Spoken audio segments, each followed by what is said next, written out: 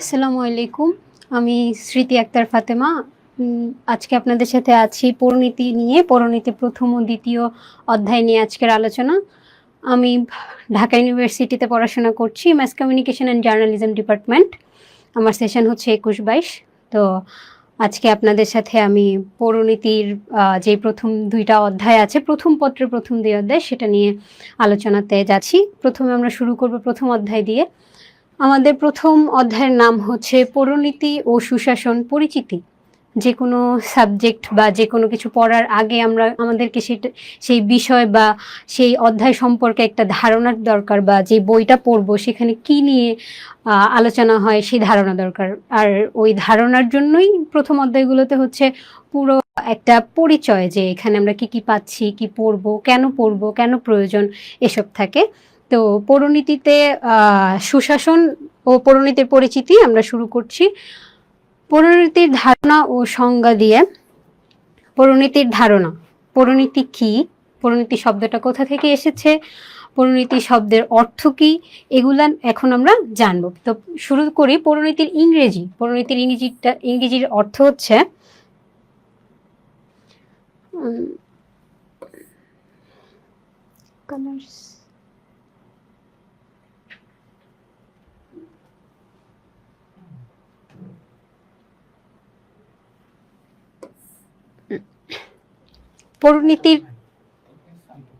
পরিণীতির ইংরেজি হচ্ছে civics.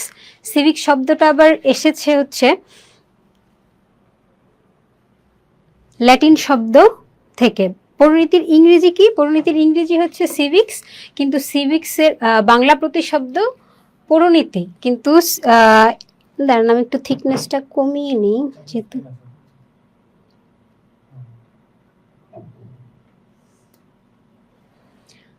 Civic শব্দটি এসেছে ল্যাটিন শব্দ সিভিস এবং সিভিটাস, দুইটা শব্দ থেকে। এখানে এই একটা শব্দকে ভেঙে দুটো করা হয়েছে, কি কি? সিভিস এবং সিভিটাস। এই সিভিক্স এবং সিভিটাস এই দুইটা শব্দ কিন্তু আপনার ইংরেজি শব্দ না, এই দুইটা শব্দ হচ্ছে ল্যাটিন শব্দ। এই ল্যাটিন দুইটা শব্দ মিলিয়ে বানিয়েছে হচ্ছে সিভিক্স। এই সিভিক্স শব্দকে দুইটা ল্যাটিন শব্দ কি কি? সিভিস এবং সিভিটাস। এই দুইটার আবার অর্থ আমরা যথাক্রমে দেখতে পাচ্ছি এখানে।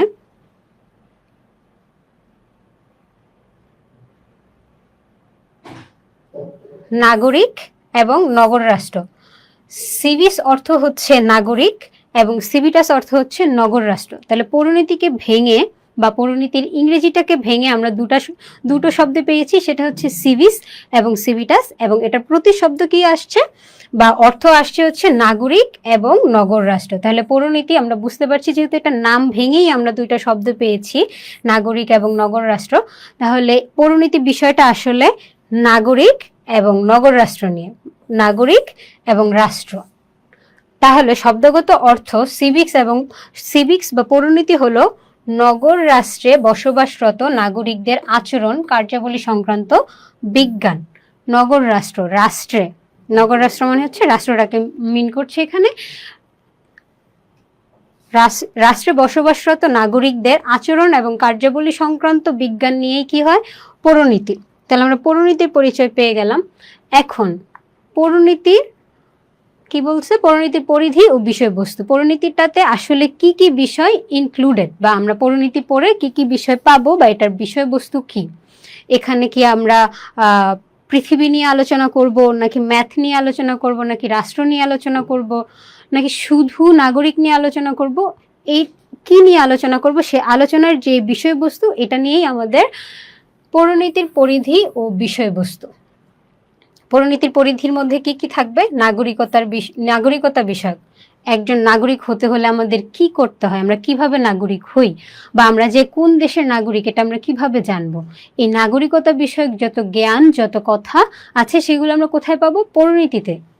এরপর হচ্ছে মানব সভ্যতার আদি সংগঠন সম্পর্কে আলোচনা। মানব সভ্যতা, আজকের এই রাষ্ট্র, আজকে আমি নাগরিক, আজকে আমি বাংলাদেশের নাগরিক, আজকে আমি হচ্ছে বাংলাদেশে বসবাস করছি, আমার রাষ্ট্রের নাম হচ্ছে বাংলাদেশ, এই যে এগুলোর পরিচয় আমরা পেয়েছি, এটা শুরু থেকে কিভাবে আসলো? প্রথমেই কি আমরা এরকম পরিচয় পেয়েছিলাম একদম আদি সমাজে? তখন ছিল না এসব পরিচয়। সে আদি সমাজ থেকে, পাথরের যুগ থেকে আজকের এই পর্যন্ত সুসংগঠিত একটা রাষ্ট্র কিভাবে হয়েছে সেটা নিয়ে পরিণতিতে আলোচনা রয়েছে। এরপর হচ্ছে রাজনৈতিক প্রতিষ্ঠান সমূহ সম্পর্কে আলোচনা। রাজনৈতিক প্রতিষ্ঠানের মধ্যে রাজনৈতিক দল, নাগরিক, রাজনৈতিক বিভিন্ন প্রতিষ্ঠান, সংগঠন এগুলা পড়ে। এগুলার যেই প্রতিষ্ঠান সমূহ সম্পর্কেও আলোচনা করা হয়। রাজনৈতিক তত্ত্ব, রাজনৈতিক বিভিন্ন তাত্ত্বিকরা রাজনীতি সম্পর্কে অনেক অনেক তত্ত্ব দিয়েছেন। রাজনীতি খুবই সুসংগঠিত একটি আলোচনা। এখানে শুধু আপনি আপনার ধারণা আমার ধারণা দিয়ে রাজনীতি হয় না, রাজনৈতিক অনেকগুলো তাত্ত্বিকদের তত্ত্বও রয়েছে। সেই তত্ত্ব সম্পর্কেও আমরা পরিণতিতে পড়াশোনা করি।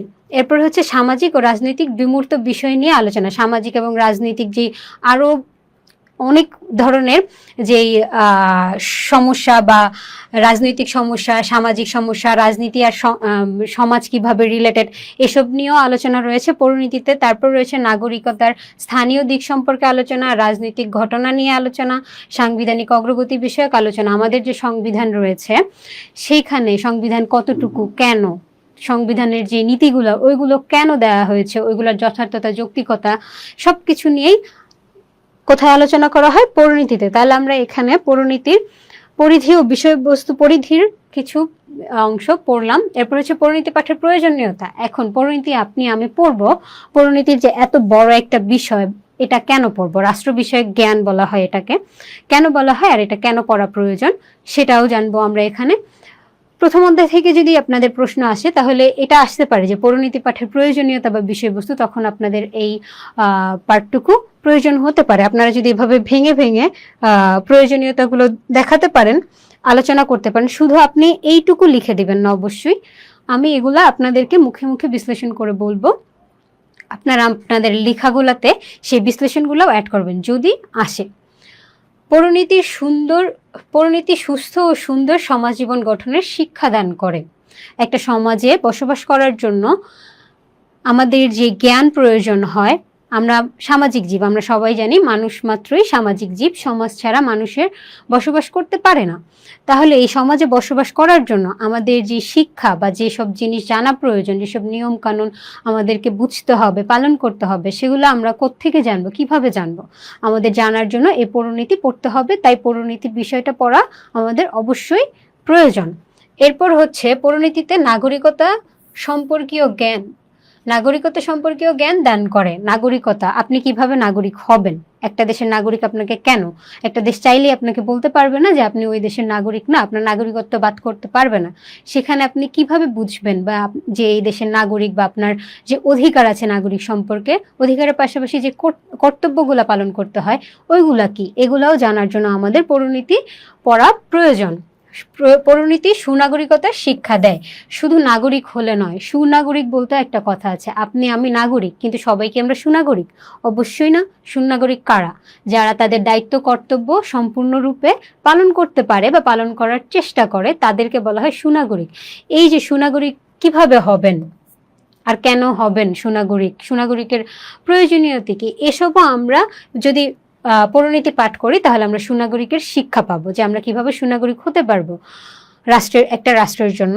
এরপর হচ্ছে পরিণতির নাগরিক দৃষ্টিভঙ্গি উদার করে, মানে নাগরিক হিসেবে আপনার দৃষ্টিভঙ্গিটাকে উদার করে দেয়। পরিণতি নাগরিক চেতনা বৃদ্ধি করে যে আপনি রাষ্ট্রের জন্য কিছু করবেন, আপনি যে একজন নাগরিক এই চিন্তাটা, আপনি আমি শুধু আমার কথা চিন্তা করি যে আমি কেন, আমার কি প্রয়োজন, আমার কি দরকার, আমি কি পাচ্ছি না, কিন্তু আমি যে একটা রাষ্ট্রের নাগরিক, আমার যে রাষ্ট্রের প্রতি দায়িত্ব আছে, নাগরিকের তার যে চেতনা, সেটা অনেক সময় আমরা ভুলে যাই বা আমাদের মাথায় থাকে না।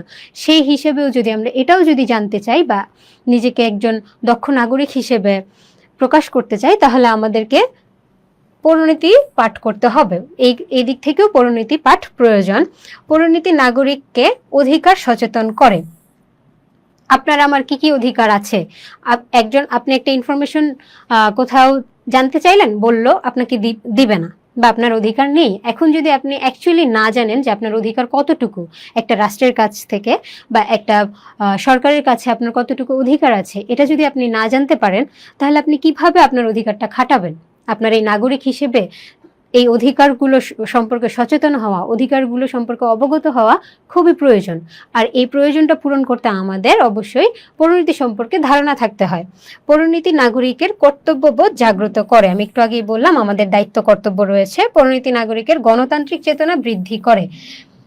এই সব কিছুই মানে একজন নাগরিক এবং রাষ্ট্র পরিচালনার জন্য, আমার নাগরিক হয়ে ওঠার জন্য, নাগরিক হয়ে ওঠার পরে আমার দায়িত্ব কর্তব্য পালনের জন্য, একটা সুন্দর সমাজ গঠনের জন্য, একটা সুন্দর রাষ্ট্র গঠনের জন্য আমাদেরকে পরিণতি পড়তে হবে। পরিণতি পাঠ এইসব কারণেই প্রয়োজন।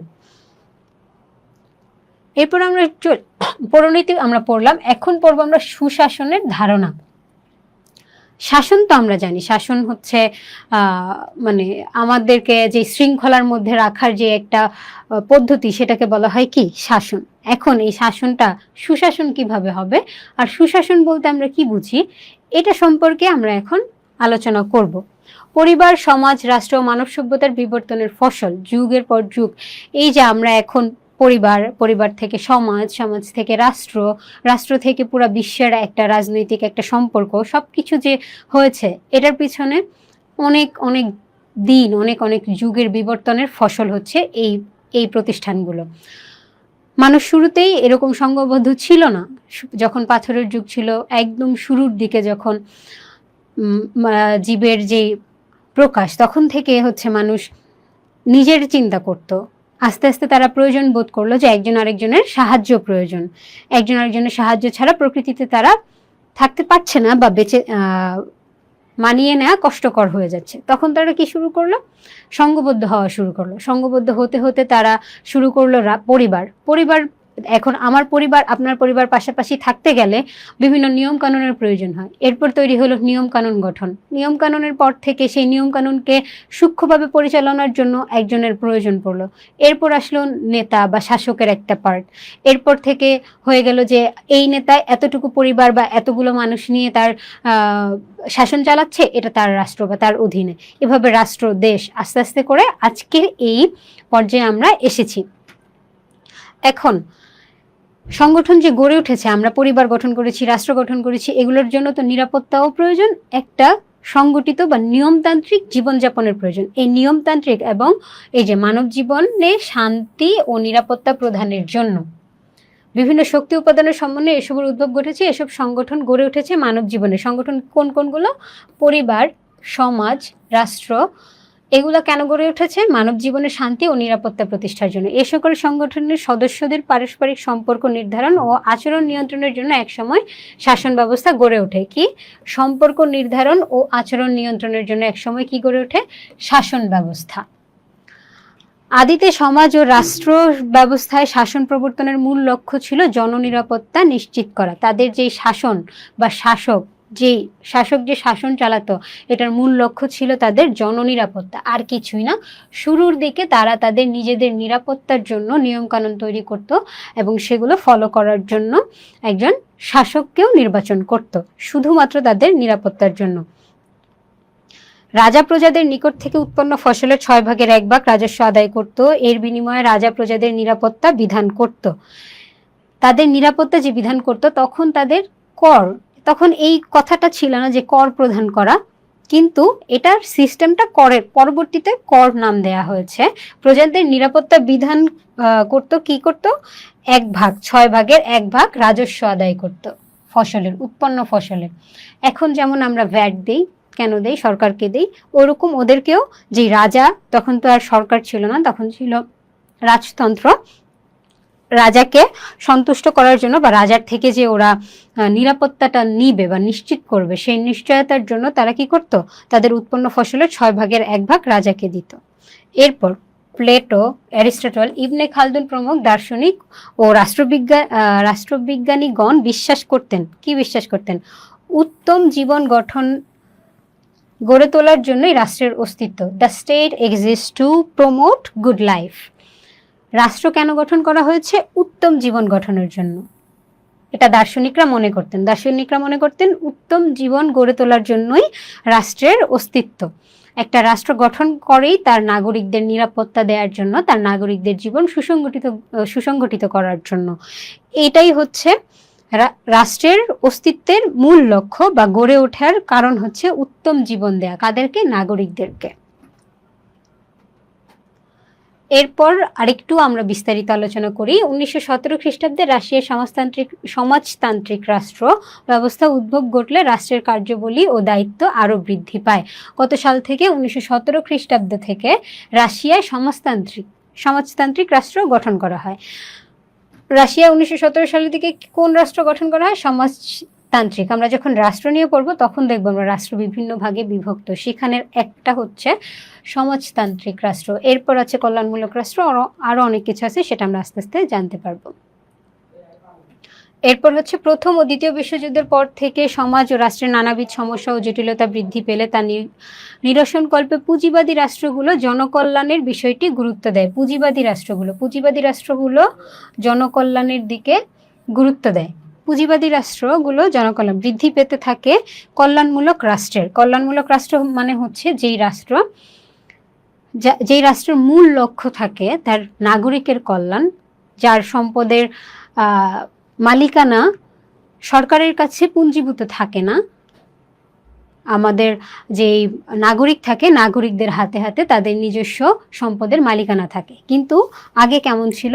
যখন তাদের সবকিছুর মালিকানা ছিল সরকারের নিয়ন্ত্রণে, সকল সম্পদের নিয়ন্ত্রণ থাকতো সরকারের কাছে। কিন্তু কল্যাণমূলক রাষ্ট্রের এসে কি গঠন করলো? যে সম্পদের, যার সম্পদ, নাগরিক তার সম্পদের নিয়ন্ত্রণ নিজের কাছে রাখতে পারবে। কল্যাণমূলক রাষ্ট্রের মূল লক্ষ্য হচ্ছে নাগরিকের কল্যাণ সাধন করা, নাগরিকের যেদিকে লাভ, নাগরিকের যেদিকে নিরাপত্তা, নাগরিক যেদিকে চায় ওই দিকেই রাষ্ট্র পরিচালনা করা। ধারণার এরপর থেকে আধুনিক রাষ্ট্র জনগণের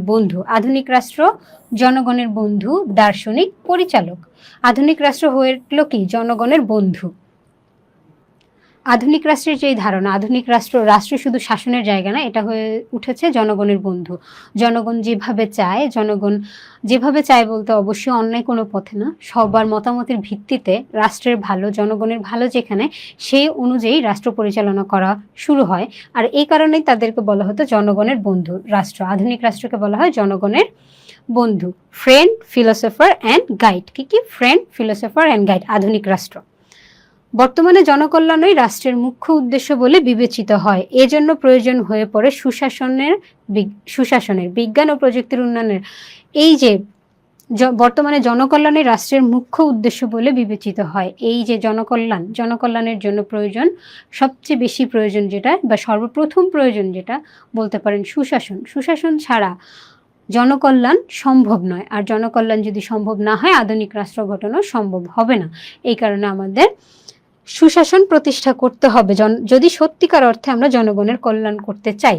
এখন সুশাসন সম্পর্কে আমরা একটা পারফেক্ট, বা আপনি যেটা খাতায় উল্লেখ করতে পারবেন ওরকম একটা আপনাদেরকে যখন উত্তর করবেন তখন আপনাদের সংজ্ঞাগুলোতে একটা সংজ্ঞা রাখার ট্রাই করবেন, যেখানে এই সংজ্ঞাটা কে দিয়েছে তার নাম উল্লেখপূর্বক হুবহু আপনি সেই সংজ্ঞাটা লিখতে পারেন। যদি এরকম হয় তাহলে আপনার নাম্বার পাওয়ার রেঞ্জটা বেড়ে যাবে। এই কারণে ম্যাককর্নি, এটা একটা সহজ, একদম ছোট এবং সহজ একটা সুশাসনের সংজ্ঞা। সুশাসন সম্পর্কে একটি সুন্দর ও গ্রহণযোগ্য সংজ্ঞা প্রদান করেছেন কে? ম্যাককর্নি। কে করেছেন? ম্যাককর্নি। এটা মনে রাখার ট্রাই করবেন। সুশাসন সম্পর্কে একটা গ্রহণযোগ্য ও সুন্দর সংজ্ঞা দিয়েছেন ম্যাককর্নি। তার মতে সুশাসন বলতে রাষ্ট্রের সাথে সুশীল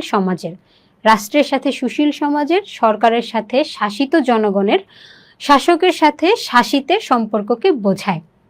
সুশাসন বলতে রাষ্ট্রের সাথে সুশীল সমাজের, সিভিল সোসাইটির, সরকারের সাথে শাসিত জনগণের, সরকার যাদের জন্য সরকার, সেই জনগণের সাথে সরকারের যে সম্পর্ক, শাসকের সাথে শাসিতের, আমার যেই শাসক তার সাথে আমার সম্পর্ক কেমন, বা এই সম্পর্ককে বোঝায়। কি?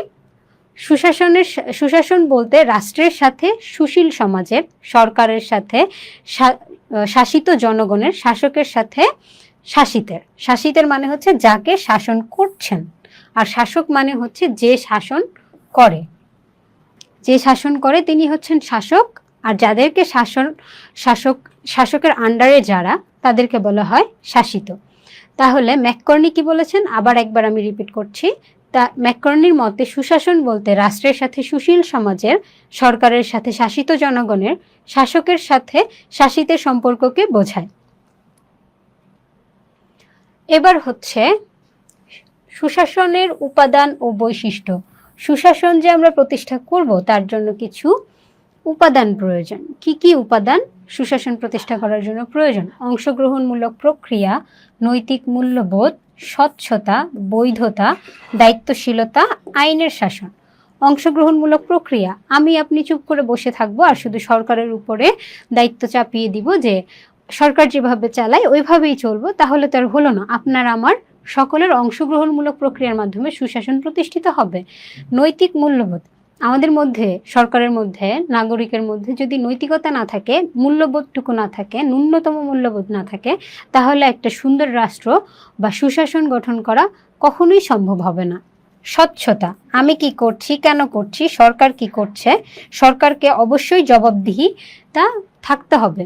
আবার স্বচ্ছতা থাকতে হবে, যে আমি কেন করছি, কি করছি, তার হিসাব নিকাশ সবকিছু আমার থাকতে হবে। এবং আমি যদি আপনার কাছে জানতে চাই, আপনি যদি আমার কাছে জানতে চান, তাহলে যেন আমি সেটা স্বচ্ছতার সাথে উত্তর দিতে পারি, যতটুকু আমার অধিকার আছে তার মধ্যে।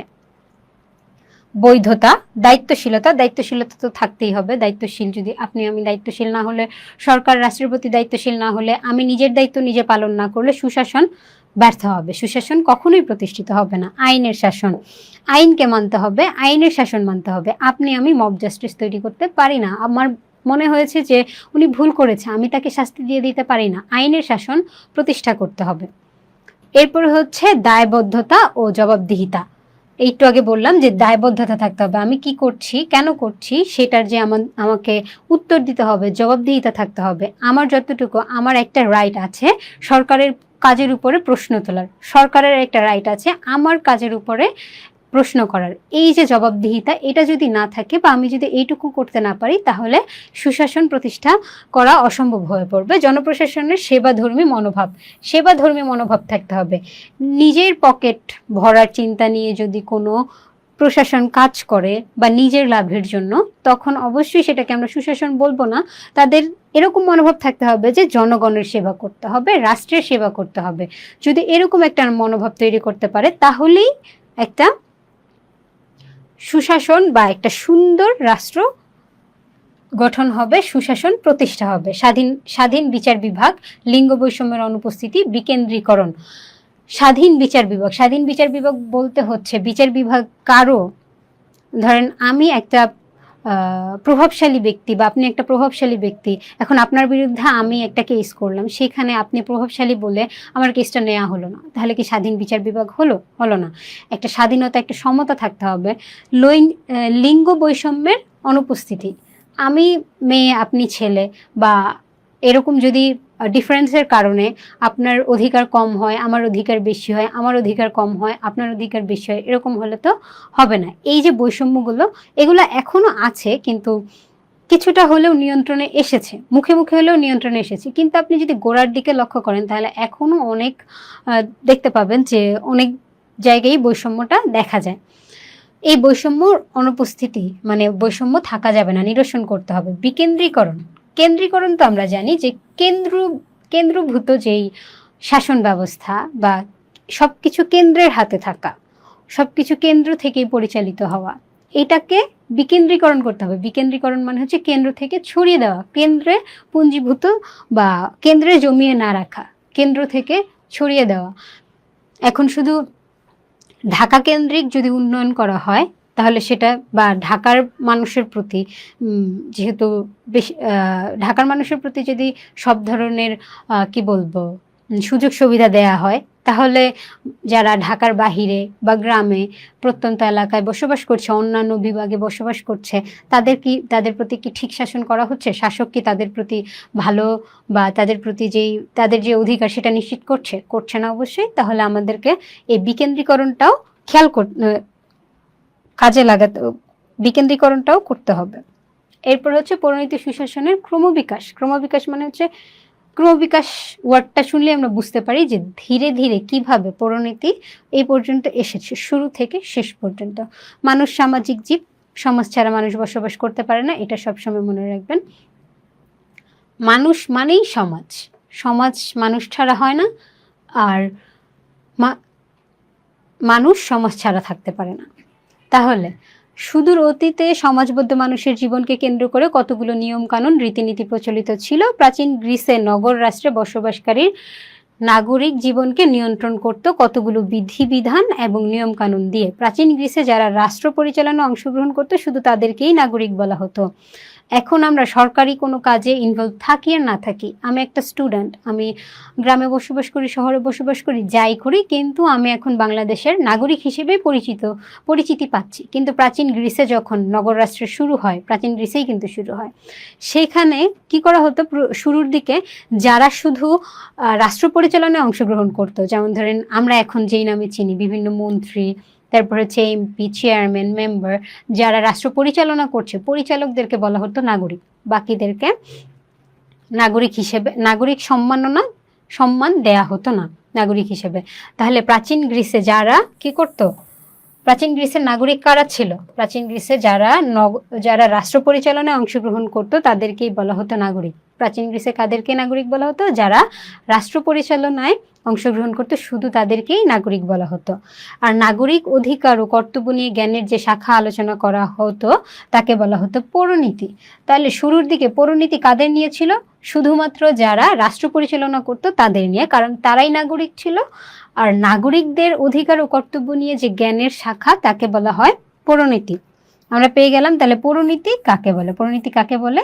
নাগরিক অধিকার ও কর্তব্য নিয়ে জ্ঞানের যে শাখা, এটা আপনারা মনে রাখবেন। নাগরিক অধিকার ও কর্তব্য নিয়ে জ্ঞানের যে শাখা আলোচনা করা হতো তাকে বলা হতো পৌরনীতি।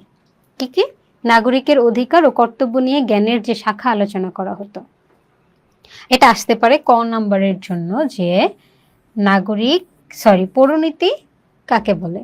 আবার প্রাচীন গ্রিসের নাগরিক কাদেরকে বলা হতো, এটাও আসতে পারে। সাময়িক ভারতবর্ষে নগরকে বলা হতো পুর বা পুরী।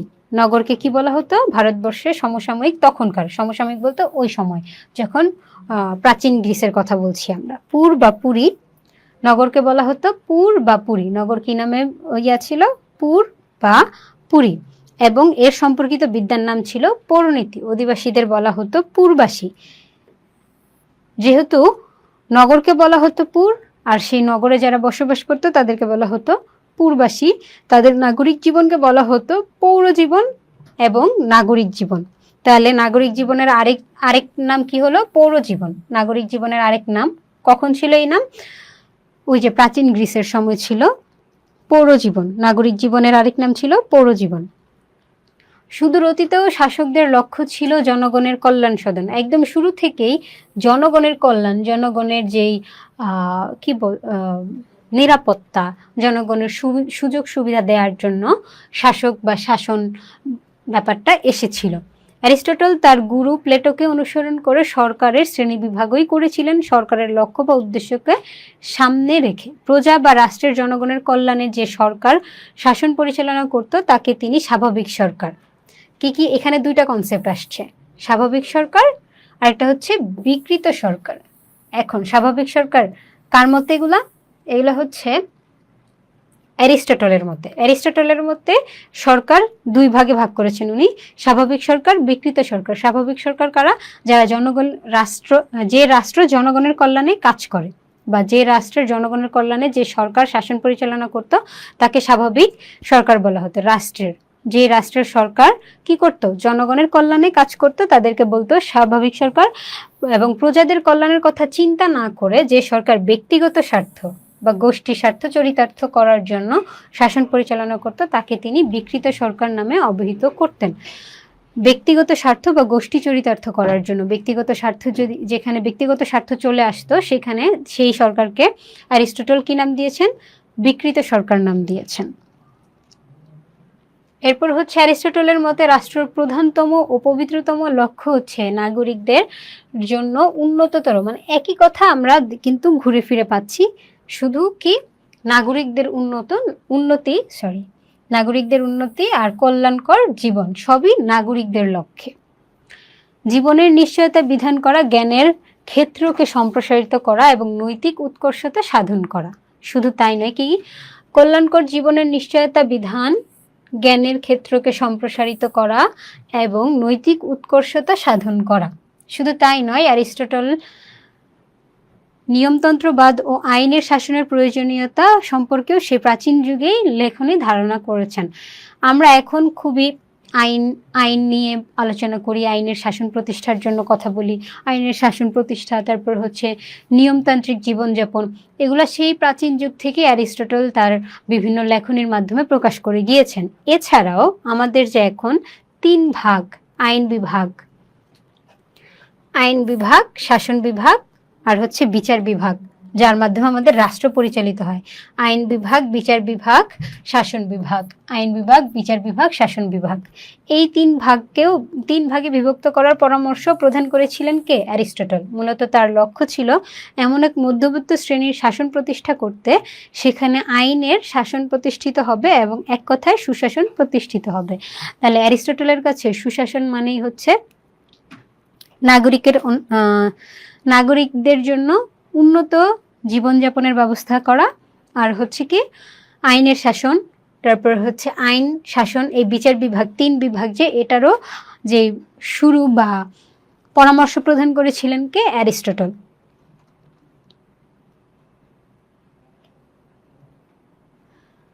এই ছিল আমাদের প্রথম অধ্যায় নিয়ে আলোচনা। প্রথম অধ্যায়ে আমরা কি কি শিখলাম?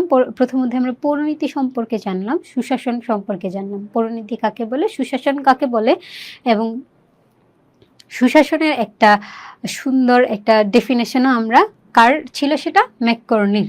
সুশাসন কাকে বলে এরকম প্রশ্নের উত্তরের জন্য আপনারা ম্যাককর্নির সেই সংজ্ঞাটা দিতে পারেন, ওইটাও আমরা এখানে উল্লেখ করে দিয়েছি। এরপর আমরা চলে যাব দ্বিতীয় অধ্যায়ে। প্রথম অধ্যায় শেষ, এখন আমরা দ্বিতীয় অধ্যায়ে চলে যাচ্ছি। দ্বিতীয় অধ্যায় হচ্ছে সুশাসন নিয়ে। দ্বিতীয় অধ্যায় পুরাটাই সুশাসন কিভাবে প্রতিষ্ঠিত হবে, সুশাসন প্রতিষ্ঠার জন্য নাগরিক হিসেবে আপনার কি দায়িত্ব, সুশাসন প্রতিষ্ঠা করতে সরকারের কি করণীয়, আপনার কি করণীয়, নাগরিকের কি করণীয়, এসব নিয়ে হচ্ছে আমাদের দ্বিতীয় অধ্যায়ের আলোচনা।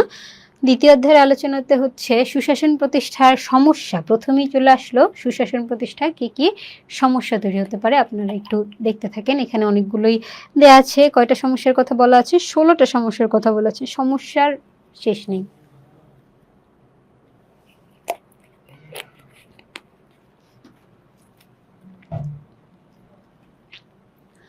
সুশাসন প্রতিষ্ঠায় কি কি সমস্যা? বাকস্বাধীনতায় হস্তক্ষেপ, রাজনৈতিক স্থিতিশীলতার অভাব এবং সহিংসতা। আমি একটা একটা করে সমস্যা বলছি আর তার সাথে বিবরণও বলে দিচ্ছি, এটার মানে কি বোঝাচ্ছে। আশা করি আপনারা বুঝেন, তাও আমি আপনাদেরকে রিকল করিয়ে দিচ্ছি। বাকস্বাধীনতায় হস্তক্ষেপ, আমি কথা বলবো, আমার অধিকার, আমি কি বলবো, আমার কি বলা উচিত, আমি কোথায় বলবো, এইটুকু ধারণা আমার থাকতে হবে, এবং সেই অধিকার অনুযায়ী যদি আমি কথা বলতে যাই, সেখানে আমাকে থামিয়ে দেয়া যাবে না।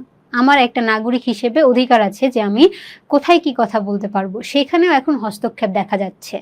আমি সরকারের বিরুদ্ধে কেন কথা বলতে পারবো না? যদি আমার একজন নাগরিক হিসেবে সরকারের কোনো কাজ আমার কাছে মনে হয় যে না, এটা ঠিক হয়নি, বা আমার মনে হচ্ছে সরকার কোনো ভুল পদক্ষেপ নিচ্ছে, বা সরকারের এটাতে রাষ্ট্রীয় কোনো ক্ষতি সাধন হচ্ছে, তখন আমি কেন আমার কথা বলতে পারবো না?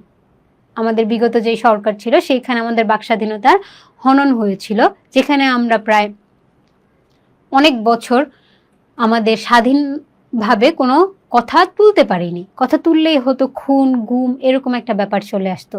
এটা কি সুশাসনের একটা প্রধান বাধা, যে আমি নাগরিক হিসেবে আমি আমার যে অধিকার সেটা নিয়েও কথা বলতে পারছি না। এই যে বাকস্বাধীনতা মানে হচ্ছে কথা বলার স্বাধীনতা, এই স্বাধীনতাটুকু যদি না থাকে, তাহলে সুশাসন কিভাবে প্রতিষ্ঠিত হবে? আমি যদি নাগরিক হিসেবে নিজের অধিকার নিয়ে কথা বলতেই না পারি, নিজের সমস্যা নিয়ে কথা তুলতে না পারি, তাহলে কিসের সুশাসন? এরপর হচ্ছে রাজনৈতিক স্থিতিশীলতার অভাব এবং সহিংসতা। এই যে এখন যে রাজনৈতিক অস্থিতিশীলতার মধ্য দিয়ে আমরা যাচ্ছি, একদল আসতে চাচ্ছে, আরেক দল তাকে দাঁড়াতে দিচ্ছে না, একদল আন্দোলন করতে চাচ্ছে, আরেক দল তাদেরকে সেই আন্দোলনে বাধা দিচ্ছে, বিভিন্ন অস্থিতিশীলতা চলছে। এই অস্থিতিশীলতার মধ্যে সুশাসন প্রতিষ্ঠা করা কখনোই সম্ভব হবে না যদি না আপনার রাজনৈতিক স্থিতিশীলতা থাকে। নির্বাচিত একটা সরকার গঠন যদি আপনি করতে না পারেন, নির্বাচিত একটা দল যদি না থাকে, আর সারাক্ষণ যদি দুই বা প্রতিপক্ষের মধ্যে যে অস্থিতিশীল অবস্থায় এটা চলতে থাকে, তাহলে সুশাসন প্রতিষ্ঠা হবে না। জবাবদিহিতার অভাব, আমি একটু আগেই প্রথম অধ্যায়ে আমি আপনাদেরকে বর্ণনা করেছিলাম জবাবদিহিতা কি। জবাবদিহিতার অভাব, আইনের শাসনের অভাব, সরকারের কার্যকারিতা। একটা সরকার গঠন করলাম কিন্তু সেটা কার্যকরভাবে বা তার যে দায়িত্ব সেই কাজটাতে তারা পরিপূর্ণরূপে করতে পারছে না। এখন আমরা অনেকেই বর্তমানে যার হাতে আমাদের দেশের দায়িত্ব সেটা নিয়ে অনেকেই একটা দুবিধার মধ্যে আছি যে আসলেই তারা কি ভালো কাজ করছে নাকি করছে না। তারা কি আমরা যে আশা আকাঙ্ক্ষা নিয়ে তাকে আসনে বসিয়েছিলাম, সে কি সেই আশার প্রতিফলন ঘটাচ্ছে নাকি ঘটাচ্ছে না, এটা নিয়ে আমাদের অনেকেরই দোটানা মনোভাব চলছে। এই যে কার্যকারিতা নিয়ে একটা দোটানা মনোভাব, এটা যদি ক্লিয়ার না হয় যে হ্যাঁ সরকার কার্যকর, বা যে সরকারকে যাকে আমরা আসনে বসিয়েছি সে আমাদের লক্ষ্যে আমাদের জন্য কাজ করছে, তার কার্যকারিতা ওইখানেই যেখানে তার নাগরিকের আশা আকাঙ্ক্ষা সে পূরণ করতে পারে, নাগরিকের জীবনের যে চাহিদা, জীবনের যে নিরাপত্তা সেটা যদি দিতে পারে, তাহলেই সরকারের কার্যকারিতা। একটা সরকারকে কার্যকর সরকার হিসেবে আমরা বলতে পারি। দুর্নীতি নিয়ন্ত্রণে ব্যর্থতা, দুর্নীতির জন্য তো বাংলাদেশ আন্তর্জাতিক র্যাঙ্কের মধ্যেই চলে আসছে। তো এই দুর্নীতি যদি নিয়ন্ত্রণ করা না যায়, দুর্নীতি আর সুশাসন দুইটা তো কথার মধ্যেই একটা পুরাই দুই মেরুর। সুশাসন, দুর্নীতি দুই দিকের কথা। এখন দুর্নীতি নিয়ন্ত্রণ না করলে তো সুশাসন প্রতিষ্ঠা হবে না। সুশাসন যদি আমরা প্রতিষ্ঠা করতে পারি তাহলে দুর্নীতির জায়গা থাকবে না। রাজনৈতিক অঙ্গীকারের অভাব, রাজনৈতিকভাবে আমি যে অঙ্গীকারবদ্ধ সেটার যেই সফল অঙ্গীকার যে আমি দেশের, রাষ্ট্রের, নাগরিকের উন্নতি সাধন করব, এই অঙ্গীকার আমি শুধু মুখে মুখে করলাম কিন্তু তার কোনো প্রতিফলন করলাম না, তাহলে এই অঙ্গীকারের কোনো মূল্য রইল না। রাজনৈতিক দলগুলোর অভ্যন্তরীণ গণতান্ত্রিক চর্চার অভাব এবং ব্যক্তি পূজা জিনিসটা আমরা বিগত সরকারের মধ্যে দেখেছি। ওইখানে মুখে মুখে বলা হতো গণতান্ত্রিক চর্চার কথা, কিন্তু এই ব্যক্তি পূজা চলতো সবচেয়ে বেশি। আগামীতে কি আছে আমরা জানি না, কিন্তু আমাদের দেশের অনুযায়ী যদি আমরা কথা বলি, আমাদের বিগত যেই এক্সপিরিয়েন্সের কথা, যদি বিগত অভিজ্ঞতা নিয়ে যদি কথা বলি, সেই হিসেবে আমরা বলতে পারি ব্যক্তি পূজা জিনিসটা আমরা ভালো করেই লক্ষ্য করতে পারবো। আমরা ব্যক্তি পূজার হাত থেকে রক্ষা পাওয়ার জন্য এত বড় একটা আন্দোলন হলো, এবং আশা করি আমরা যেটার হাত থেকে বাঁচার জন্য আন্দোলন করেছি সেখান থেকে আমরা সেই জিনিসটাকে আমরা প্রতিষ্ঠা করতে পারবো, ব্যক্তি পূজাটাকে সরিয়ে ফেলতে পারবো আমাদের এই রাজনীতি থেকে। রাজনীতিতে সাময়িক হস্তক্ষেপ, স্বজনপ্রীতি, এটা তো আমরা একদম এই আন্দোলনে পুরো ভালো করেই বুঝে গেছি, বা এটার বিরুদ্ধেই আমরা কাজ করেছি যে স্বজনপ্রীতি চাকরির ক্ষেত্রে বলেন, এরপর হচ্ছে যে কোনো দায়িত্ব বা যে কোনো কিছুর ক্ষেত্রে একটা স্বজনপ্রীতি কাজ করত। স্বজনপ্রীতি, আমার কাছের বা আমার পরিচিত, তাই তাকে আমি এই সুযোগটা দিয়ে দিলাম, তার রেফারেন্সে আমি চাকরি পেয়ে গেলাম, কিন্তু আপনি আরো ভালো রেজাল্ট, ভালো স্কিলস নিয়ে সেই চাকরিটা পাচ্ছেন না। কেন পাচ্ছেন না? স্বজনপ্রীতির জন্য। আপনার একটা সুযোগ সুবিধা আমি নিয়ে নিচ্ছি কিন্তু আপনি পাচ্ছেন না, কেন? সেই রেফারেন্স জিনিসটা আপনার নেই। আমরা যেটাকে বাংলায় বলি মামা চাচার হাত নেই। এখন বলে অনেক দিন থেকে এটা পরিচিত যে মামা চাচার হাত না থাকলে নাকি বাংলাদেশে চাকরি পাওয়া যায় না। এই মামা চাচার হাত জিনিসটাই হচ্ছে স্বজনপ্রীতি। বিচার বিভাগের স্বাধীনতা না থাকা, বিচার বিভাগে, এটা আমরা প্রথম অধ্যায়ে কিছুক্ষণ আগে আলোচনা করেছি। জন অংশগ্রহণের অভাব, আমরা সবাই মিলে যে অংশগ্রহণ, এই যে স্বজনপ্রীতি হচ্ছে, দুর্নীতি হচ্ছে, এগুলোর বিরুদ্ধে যদি আমরা সবাই মিলে কথা না বলি তাহলে কিভাবে এটা থেকে উত্তরণ করব আমরা? এই যে আমরা একটা কথা বলার সুযোগ পেয়েছি, আন্দোলন করেছি, আমরা আওয়াজ তুলেছি, তাই আমরা এটার ফলও পেয়েছি। আমরা সেই দুর্নীতিমূলক শাসন ব্যবস্থাকে ভাঙতে পেরেছি। আমরা একটা যুগ যুগ ধরে চলা একটা শাসন ব্যবস্থা বা একটা ভীতিকর অবস্থা থেকে বের হতে পেরেছি সবার অংশগ্রহণের কারণে। এই যে অংশগ্রহণমূলক, এটার যদি অভাব থাকে তাহলে সুশাসন প্রতিষ্ঠা হবে না। অকার্যকর জাতীয় সংসদ, জাতীয় সংসদ আছে, তার নীতি বিধিবদ্ধ নীতিমালা আছে, সবকিছুই আছে, কিন্তু সেটা কার্যকর না, তাহলেও সুশাসন প্রতিষ্ঠা হবে না। দুর্বল আইন বিভাগ, এটা বলার আর কিছু নেই, দুর্বল আইন বিভাগ। আমলাতন্ত্রের অদক্ষতা, আমলাদের জবাবদিহিতার অভাব, আমলাতন্ত্রের অদক্ষতা, অদক্ষ আমলাতন্ত্র আর হচ্ছে তারা যদি জবাবদিহিতা ঠিক মতো না করে, তাদের জবাবদিহি না থাকে, তাহলে সুশাসন প্রতিষ্ঠা হবে না। সুশাসন প্রতিষ্ঠার সমস্যা সমাধানের উপায়। এখন আমরা চলে আসছি সুশাসন যে প্রতিষ্ঠা করব, সেখানে অনেকগুলো আমরা বাধা দেখলাম, 16টা প্রায়।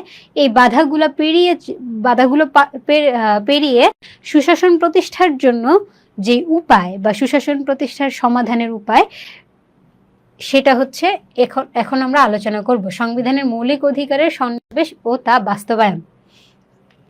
সংবিধানের এরপর হচ্ছে মিডিয়া ও প্রচার মাধ্যমের উপর সরকারি হস্তক্ষেপের অবসান, সহিংসতা দূর ও রাজনৈতিক স্থিতিশীলতা প্রতিষ্ঠা, জবাবদিহিতা বা দায়বদ্ধতার নীতি প্রতিষ্ঠা, স্বচ্ছ প্রশাসন গড়তে হবে, নৈতিক মূল্যবোধ জাগ্রত করতে হবে, আইনের শাসন প্রতিষ্ঠা করতে হবে, স্বাধীন নিরপেক্ষ বিচার বিভাগ গঠন করতে হবে, সরকারের দক্ষতা বৃদ্ধি করতে হবে, দুর্নীতি প্রতিরোধ বা নিয়ন্ত্রণ করতে হবে, সুযোগ্য নেতৃত্ব থাকতে হবে, সার্বভৌম ও কার্যকর আইনসভা, জন অংশগ্রহণমূলক অনুকূল পরিবেশ, স্বাধীন কর্ম কমিশন প্রতিষ্ঠা, স্বাধীন নির্বাচন কমিশন, স্বাধীন মানবাধিকার কমিশন। আমরা যেই 16টি সমস্যার দেখেছি, সেই 16টি সমস্যার যদি সমাধান করতে পারি, তাহলেই তো আমাদের সুশাসন প্রতিষ্ঠা হয়ে যাবে, সেটাই এখানে বলা হয়েছে। এখন আমরা একে একে এগুলোর সবগুলোর কি দিয়েছি, যে কিভাবে এগুলো এই সমস্যাগুলো সমাধান করা যায়, তার একটু একটু করে আমি এখানে কথা বলি। সুশাসন প্রতিষ্ঠার সমাধান, সংবিধানের মৌলিক অধিকারের সন্নিবেশ ও তা বাস্তবায়ন। সংবিধানে যদি মৌলিক অধিকারের যেই আমাদের মৌলিক অধিকার 6টি, এই 6টি যদি উল্লেখ থাকে এবং ওইগুলো বাস্তবায়নের জন্য নির্দিষ্ট কর্মকাণ্ডের বা একটা পরিকল্পনা থাকে, তাহলেই হবে। কি আপনি সংবিধানে জাস্ট 6টা মৌলিক অধিকার নিশ্চিতের কথা বললেন, কিন্তু সেটা বাস্তবায়নের জন্য কোনো কাজ বা কোনো পদক্ষেপ নিলেন না, তাহলে তো হবে না। সেই পদক্ষেপ নিতে হবে। মিডিয়া এবং প্রচার মাধ্যমের উপর সরকারি হস্তক্ষেপের অবসান। একটা মিডিয়া, টিভি চ্যানেল কি প্রকাশ করবে কি প্রকাশ করবে না, সেটা যদি সরকারের হাতে থেকে যায়, তাহলে অবশ্যই আমার হাতে যদি আপনার নিয়ন্ত্রণ থাকে বা মিডিয়ার নিয়ন্ত্রণ থাকে, আমি চাইবো না আমার বিরুদ্ধের কোনো কথা সে মিডিয়াতে যাক। এখন আমি যদি মিডিয়ার মাধ্যমেই আমরা সকল ধরনের তথ্য পেয়ে থাকি, সেই মিডিয়া যদি আমাদেরকে কিছু জানাতে না পারে সরকারি হস্তক্ষেপের কারণে, তাহলে আমি কিভাবে জানবো? আর হচ্ছে আমি যদি নাই জানি, তাহলে তার বিরুদ্ধে আমি কথা কিভাবে বলবো? এই যে যদি মিডিয়া ও প্রচার মাধ্যমের উপর সরকারি হস্তক্ষেপ অবসান ঘটাতে পারলে আমাদের অনেক সমস্যার সমাধান হয়ে যাবে।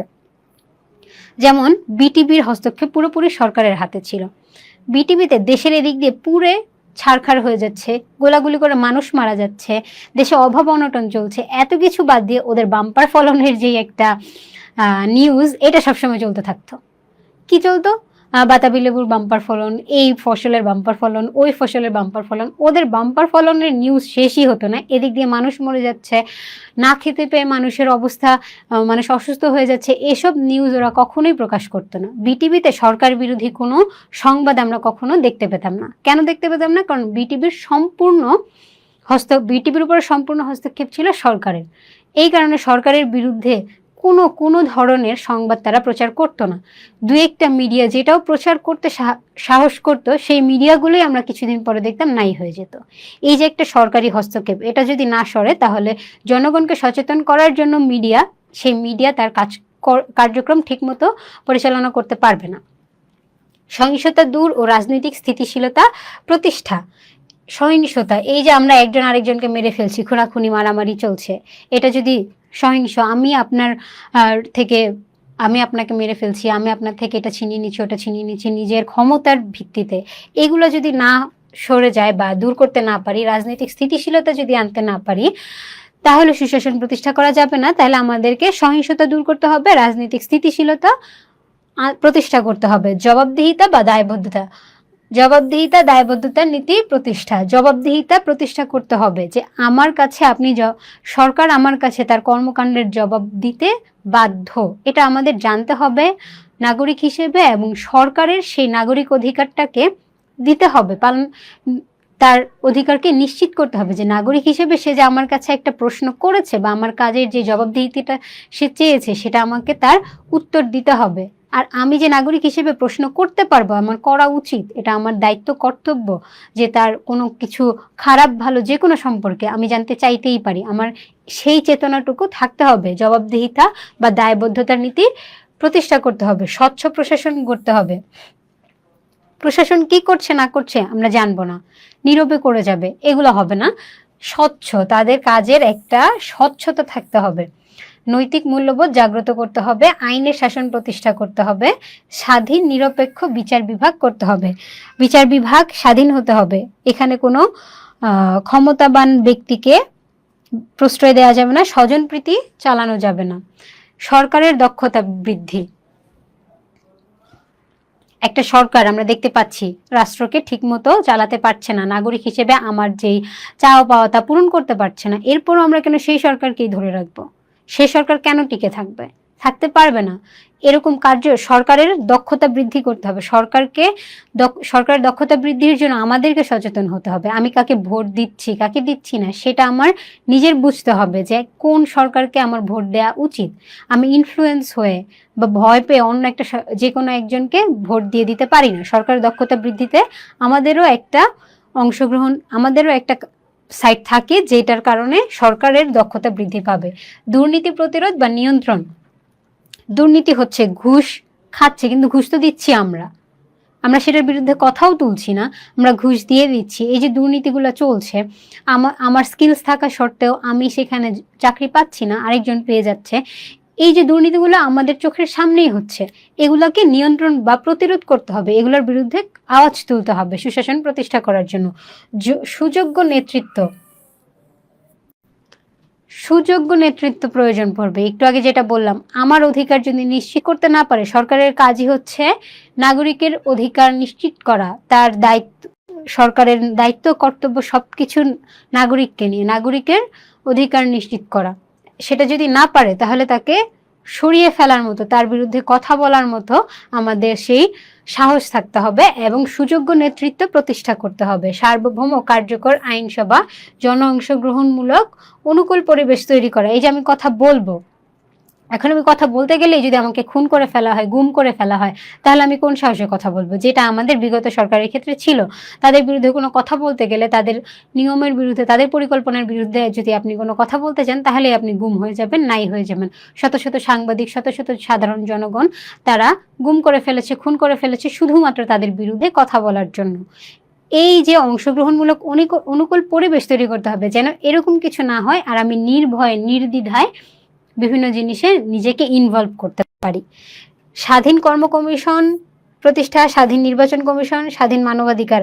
আমার ভোট আরেকজন দিয়ে দিচ্ছে, এটা কি স্বাধীন নির্বাচন কমিশন? মৃত ব্যক্তির ভোট প্রদান করা হয়ে যাচ্ছে, এটাও তো স্বাধীন নির্বাচন কমিশন হলো না? তাহলে স্বাধীন নির্বাচন কমিশন এবং স্বাধীন ভোটদান পদ্ধতি, স্বাধীন মানবাধিকার কমিশন, মানবাধিকার রক্ষার জন্য যে কমিশন, সেটাও গঠন করতে হবে। সুশাসন প্রতিষ্ঠা, এতক্ষণ আমি যেগুলো বললাম ওইখানে সরকার বা নাগরিক দুইজনেরই অংশগ্রহণ ছিল। এখন আমরা কথা বলবো যে সুশাসন প্রতিষ্ঠায় আসলে সরকারের কি করণীয় আছে, সরকার কি করতে পারে, সরকার কি করলে সুশাসন প্রতিষ্ঠা হবে। যেহেতু রাষ্ট্র সরকার দ্বারা পরিচালিত হয়, তাহলে অবশ্যই সুশাসন প্রতিষ্ঠার জন্য সরকারকে কিছু পদক্ষেপ নিতে হবে। প্রথম যেটা, সংবিধানে মৌলিক অধিকারের সন্নিবেশ করতে হবে, বিশেষ করে সামাজিক, রাজনৈতিক ও অর্থনৈতিক অধিকারগুলো ভোগের উপযুক্ত পরিবেশ বজায় রাখতে হবে। অর্থনৈতিক অধিকার ছাড়া ব্যক্তি সুষ্ঠুভাবে জীবনযাপন করতে এবং তার ব্যক্তিত্বের পূর্ণ বিকাশ সাধন করতে পারে না। অর্থনৈতিক অধিকারের নিশ্চয়তা না থাকলে নাগরিকের সামাজিক ও রাজনৈতিক অধিকারগুলো অর্থহীন হয়ে পড়ে। প্রত্যেক নাগরিককে তার চিন্তা, মত ও বক্তব্য প্রকাশের স্বাধীনতা।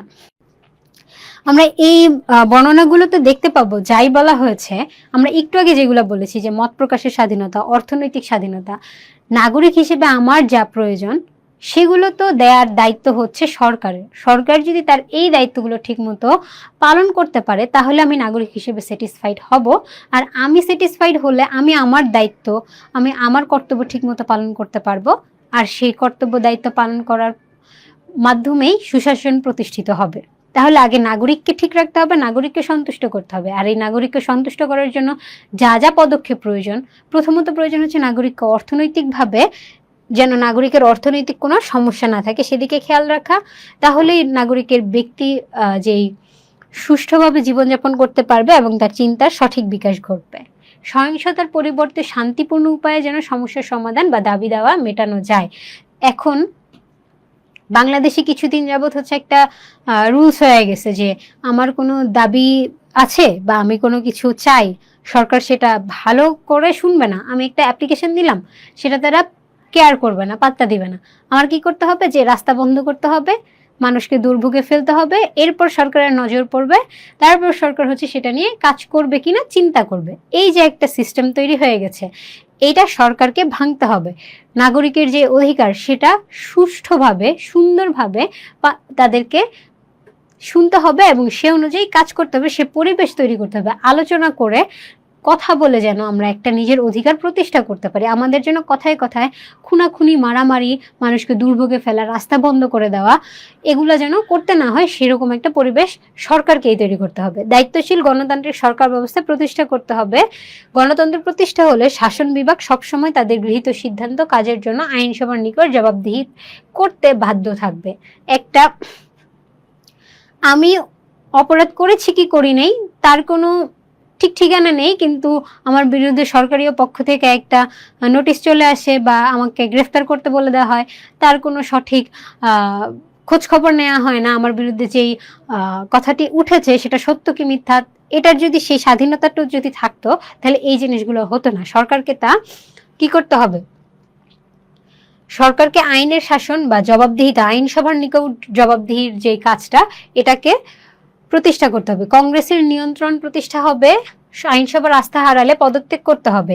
আইনসভার যদি আস্থা হারায় তাহলে সেই সরকারকে পদত্যাগ করতে হবে। রাষ্ট্রপতি শাসিত সরকার হলে আমেরিকার যুক্তরাষ্ট্রের ন্যায় জবাবদিহিমূলক আচরণ করতে হবে। জবাবদিহিতা, সবকিছুর মূলে হচ্ছে জবাবদিহি থাকতে হবে। দায়িত্বশীল ও জবাবদিহিমূলক প্রশাসন গড়ে তুলতে হবে। প্রশাসনিক কর্মকর্তা সরকার সবসময় দায়িত্বশীল ও ব্যর্থ হলে কোনোদিনই সুশাসন প্রতিষ্ঠা হতে পারে না। দক্ষ ও কার্যকর সরকার প্রতিষ্ঠা করতে হবে। সরকার দক্ষ না হলে এবং কার্যকর প্রশাসন গড়ে তুলতে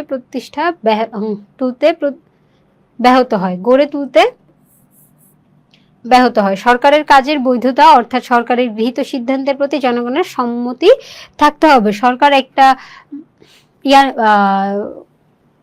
সরকার যে কোনো একটা পদক্ষেপ নিল, যেমন যেটা নিয়ে হচ্ছে আমাদের কোটা বিরোধী আন্দোলন হয়েছিল। সরকার ভাবলো যে মুক্তিযোদ্ধাদের এত% কোটা দিয়ে দেওয়া উচিত চাকরির ক্ষেত্রে, ভর্তি পরীক্ষার ক্ষেত্রে। এখন এটাতে বাকি জনগণের সম্মতি আছে কি নাই সেটা তারা দেখার প্রয়োজন মনে করেনি। সরকারের মনে হয়েছে এটা করতে হবে, এটা করা প্রয়োজন, করে দিয়েছে। এখন সরকার গঠন করা হয়েছে নাগরিকের জন্য, রাষ্ট্রের ভালোর জন্য, নাগরিকের ভালোর জন্য। এখন আমি নাগরিক হিসেবে যদি সেটা আমার কাছে ফলপ্রসূ না হয়ে উল্টা ক্ষতির কারণ হয়ে যায় তাহলে তো সেই রকম পদক্ষেপ নেওয়া যাবে না। এই সুশাসন প্রতিষ্ঠা করতে হলে সরকারকে অবশ্যই নাগরিকের সন্তুষ্টির কথা চিন্তা করে যে কোনো পদক্ষেপ নিতে হবে। এরপর হচ্ছে সঠিক সময়ে সঠিক সিদ্ধান্ত গ্রহণে সরকারকে তৎপর হতে হবে। উচ্চাবিলাস ও ভুল সিদ্ধান্ত সুশাসনকে ব্যাহত করে। সঠিক সময়ে সঠিক সিদ্ধান্ত গ্রহণে সরকারকে তৎপর হতে হবে। যে কোনো সময় যে কোনো ধরনের জরুরি অবস্থা তৈরি হয়ে যেতে পারে। কোথাও প্রাকৃতিক দুর্যোগ দেখা দিতে পারে, কোথাও আন্দোলন হতে পারে, কোথাও কোনো ধরনের মারামারি, রাহাজানি, যে কোনো সময় যে কোনো কিছু হতে পারে একটা রাষ্ট্রের মধ্যে। সেই সময়ে সেই জরুরি অবস্থাতে আপনার কোন ধরনের প্রতিক্রিয়া দেখানো উচিত বা কোন ধরনের সিদ্ধান্ত নেওয়া উচিত, ওরকম একটা সরকারের সঠিক সিদ্ধান্ত নেওয়ার বা সঠিক সিদ্ধান্ত গ্রহণের একটা দক্ষতা থাকতে হবে। এখন আমি আপনার বিরুদ্ধে, সরকারের বিরুদ্ধে রাস্তায় নেমেছি একটা নিজের দাবি নিয়ে। একটা একটা দলের বিরুদ্ধে, এখন আপনি সেখানে আলোচনা না করে আপনার কি সিদ্ধান্ত হওয়া উচিত? যে আমার কথা শুনতে হবে, আমি কি চাই আপনার জানতে হবে, আমার সাথে আলোচনা করতে হবে। এখন আপনি মাথায় এরকম প্রেশার পড়ে গেছে যে আপনি সেই আলোচনার দিকে না যেয়ে তাদেরকে থামানোর জন্য গোলাগুলি মারামারি শুরু করে দিলেন। এতে কি আপনার সঠিক সিদ্ধান্ত হলো, নাকি জনগণ আরো ক্ষেপে যাবে আপনার উপরে? এই যে সঠিক সিদ্ধান্ত নেওয়ার যে দক্ষতা ক্ষমতা, সেটা সরকারের থাকতে হবে। সরকারের কাজ এবং গৃহীত নীতি সিদ্ধান্ত হতে হবে স্পষ্ট ও স্বচ্ছ। জনগণ যেন সরকারের ইচ্ছা অনিচ্ছা বুঝতে পারেন, এরূপ হলে সরকারের কাজে জন অংশগ্রহণ বৃদ্ধি পাবে। একাধিক রাজনৈতিক দল থাকতে হবে এবং তারা যেন তাদের কার্যকলাপ স্বাধীনভাবে চালাতে পারে, মত প্রকাশ করতে পারে, সংগঠিত হতে পারে, তার অনুকূল পরিবেশ বজায় রাখতে হবে। একাধিক রাজনৈতিক দল না থাকলে, কম্পিটিশন না থাকলে একটা সরকার বা একটা দল কখনোই তার কার্যক্রম সঠিকভাবে করবে না। এখন আমার বিরুদ্ধে কেউ নেই, আমার কাজের বিরুদ্ধে কথা বলার বা আমার কম্পিটিটর কেউ নেই, তাহলে আমার মনে হবে আমি যা করছি তাই সঠিক করছি। আমার যদি ওরকম একটা সঠিক, শুধু একাধিক রাজনৈতিক দল থাকলেই হবে না, এগুলো হচ্ছে যোগ্য রাজনৈতিক দল থাকতে হবে, যা আমি আর সেই রাজনৈতিক দলগুলোকে তাদের সঠিক জায়গা দিতে হবে। এখন রাজনৈতিক দল আছে, কিন্তু আপনার হাতে ক্ষমতা আছে বলে আপনি সেই দলগুলোকে কথাই বলতে দিচ্ছেন না, সেই দলগুলোকে উঠে দাঁড়াতে দিচ্ছেন না, তাহলে এই দল থেকে লাভ কি? আপনি নির্বাচন করছেন, কিন্তু ভোট দেওয়ার সময় আমি নাগরিক হিসেবে অন্য দলগুলোকে ভোট দিতে পারছি না। আমি ভোট দেওয়ার আগে আপনি যেই দল সেই দলে ভোট দেওয়া হয়ে গেছে, তাহলে তো হলো না। এই যে একাধিক রাজনৈতিক দল থাকতে হবে এবং তারা যেন তাদের কার্যকলাপ স্বাধীনভাবে চালাতে পারে, সেটাও নিশ্চিত করতে হবে সরকারকে। সরকার শুধু নিজের দল নিয়ে পড়ে থাকলে হবে না, নিজের দলকে বাঁচিয়ে রাখার জন্য অন্য দলকে দাবিয়ে রাখলে হবে না। এরপর হচ্ছে সুশাসন প্রতিষ্ঠায় নাগরিকের দায়িত্ব ও কর্তব্য। শুধু যে সরকারের দায়িত্ব ও কর্তব্য আছে তা নয়, নাগরিকেরও কিছু দায়িত্ব আছে। একজন নাগরিক হিসেবে আপনার যে জবাবদিহিতার প্রয়োজন, যেটা আপনার না করলেই নয়, আপনার কথা বলতে হবে, কথা বলতে জানতে হবে, আপনার অধিকার সম্পর্কে আপনাকে নিশ্চিত হতে হবে, আপনার কতটুকু অধিকার আছে, আপনি কি বলতে পারবেন না বলতে পারবেন, আপনার কি প্রয়োজন, আপনার জন্য কোনটা কল্যাণকর, আপনার দেশের জন্য কোনটা কল্যাণকর, শুধু আপনার রাষ্ট্রের জন্য, সমাজের জন্য কোনটা কল্যাণকর, এটা আপনাকে জানতে হবে। জানার পরে সেই হিসেবে যদি আপনি কথা বলেন, তাহলে আপনি একটা সুশাসন প্রতিষ্ঠা করতে পারবেন। আর নাগরিক হিসেবে নিজের শুধু এটা আমি পাবো বা এরকম, আপনার নাগরিক হিসেবেও কিছু দায়িত্ব কর্তব্য থাকে। আপনি যত ধরনের সুযোগ সুবিধা নিচ্ছেন তার ভিত্তিতে আপনি একটা অলিখিত চুক্তিবদ্ধ হচ্ছেন, যে আপনি যে সুযোগ সুবিধা রাষ্ট্রের থেকে নিচ্ছেন তার বিপরীতে আপনার কিছু কর্তব্যও পালন করতে হবে। আপনাকে শিক্ষা গ্রহণের যে সুযোগটা দেয়া হয়েছে, আপনি শিক্ষা গ্রহণ করতে শিক্ষা প্রতিষ্ঠানে গেলেন, সেখানে আপনার কিছু দায়িত্ব রয়েছে। আপনি শিক্ষিত হয়ে রাষ্ট্রের কল্যাণে কাজ করবেন, আপনি শিক্ষিত হয়ে মানুষের কল্যাণে কাজ করবেন, এটা আপনার একটা অলিখিত চুক্তি হয়ে যায়। এরকমই প্রত্যেকটা সুযোগ সুবিধার সাথে সাথে আপনাকে কিছু দায়িত্ব কর্তব্য আপনাকে সঁপে দেওয়া হয়, আর সেটা সম্পর্কে আপনাকে আর নিজের দায়িত্ব বা নিজের সুযোগ সুবিধা নেওয়ার পাশাপাশি আরেকজনও, যে আমার বাকি যে নাগরিক, তাদেরকে কোনো ক্ষতি না করে নিজের অংশটুকু নিতে পারাই হচ্ছে আমাদের নাগরিক হিসেবে মেইন কর্তব্য। আমাদের প্রধান কর্তব্য হচ্ছে আমরা আরেকজনের উপর হস্তক্ষেপ না করে নিজের বিষয়টা বুঝে নিব। আর আমাদেরও চিন্তা ভাবনা থাকতে হবে দেশের কল্যাণ, রাষ্ট্রের কল্যাণ। শুধু নিজের কথা চিন্তা করলে হবে না, নিজে সুনাগরিক হতে হবে। নাগরিক হলে হবে না, সুনাগরিক হতে হবে। সামাজিক, রাজনৈতিক ও অর্থনৈতিক ক্ষেত্রে সুশাসনের গুরুত্ব। সামাজিক ক্ষেত্রে সুশাসনের গুরুত্ব। সমাজে যদি সুশাসন প্রতিষ্ঠা না হয়, আপনি সেই সমাজে বসবাস করতে পারবেন না। আপনি বসবাস করতে পারবেন, কিন্তু সুস্থ সুশৃঙ্খল একটা জীবনযাপন আপনি করতে পারবেন না। রাজনৈতিক ক্ষেত্রে তো সেম। রাজনৈতিক ক্ষেত্রে যদি সুশাসন না থাকে, রাজনৈতিক দলগুলো যেমন খুশি তেমন ভাবে আপনাকে শাসন করে যাবে, আপনার কাজে হস্তক্ষেপ করে যাবে, তাদের স্বার্থ চরিতার্থে তারা যা খুশি তাই করতে থাকবে। তাহলে রাজনৈতিক ক্ষেত্রে সুশাসন প্রতিষ্ঠা করতেই হবে। অর্থনৈতিক ক্ষেত্রে সুশাসন প্রতিষ্ঠা। অর্থনৈতিক ক্ষেত্রে যদি সুশাসন প্রতিষ্ঠা না হয়, আপনার দেশ দেউলিয়া হয়ে যাবে, আপনি দেউলিয়া হয়ে যাবেন। অর্থনৈতিক ক্ষেত্রে যদি জবাবদিহিতা না থাকে, স্বচ্ছতা না থাকে, সুশাসন প্রতিষ্ঠা না হয়, তাহলে অর্থনৈতিক দিক থেকে যারা ক্ষমতায় থাকবে তারা নিজের কথা চিন্তা করবে, নিজের পকেট ভরার চিন্তা করবে। আপনার আমার কি প্রয়োজন, দেশের জন্য কি করতে হবে সেটা চিন্তা করবে না। রাস্তার জন্য বাজেট তৈরি করবে 1 কোটি টাকা, সেখানে 1 লাখ টাকা খরচ করে বাকি টাকা নিজের পকেটে রেখে দিবে। এরকম হবে যদি অর্থনৈতিকভাবে সুশাসন প্রতিষ্ঠা না হয়। তাহলে আজকে এই পর্যন্তই ছিল। ধন্যবাদ সবাইকে আমার সাথে থাকার জন্য। আপনাদের যদি এরপরেও, আপনারা তো ক্লাসটি রেকর্ড থাকবে, এরপরে যদি কোনো সমস্যার সম্মুখীন হন তাহলে আপনারা আমাকে কমেন্টে জানাতে পারেন। আজকে আমরা 2টো অধ্যায় পড়েছি, সেটা পরিণতি প্রথম পত্রের প্রথম ও দ্বিতীয় অধ্যায়। আশা করি আমি সবকিছু আপনাদেরকে ঠিক ভাবে গুছিয়ে বলতে পেরেছি। যদি কিছু বাদ পড়ে যায় বা আপনাদের কিছু প্রয়োজন পড়ে তাহলে আমাকে অবশ্যই জানাবেন, কমেন্টে জানাবেন। আমি সেগুলোর উত্তর দেওয়ার বা সেই বিষয়ে আবার আপনাদের সাথে কথা বলার চেষ্টা করব। Thank you.